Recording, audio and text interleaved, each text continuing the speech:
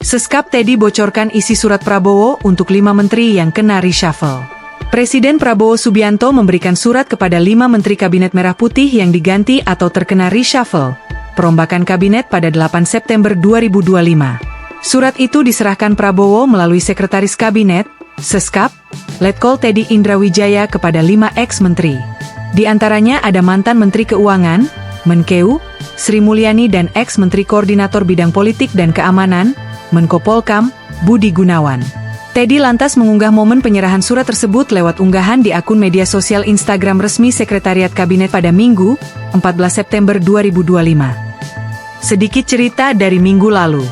Berjumpa dengan 5 Menteri Kabinet Merah Putih yang telah menyelesaikan tugas, tulis Teddy dalam akun Instagramnya, Minggu.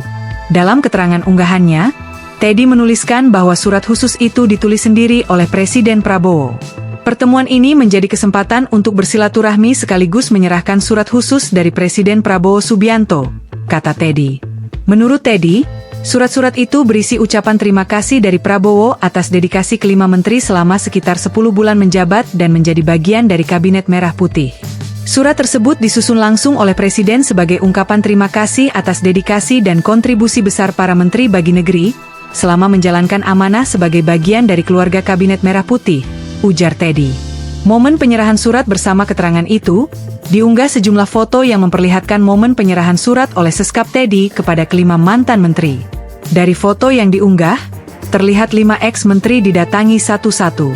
Kemudian, berfoto bersama dengan Teddy. Senyum pun terlihat merekah dari wajah ke-5 mantan menteri yang mendapatkan surat ucapan terima kasih dari Prabowo tersebut.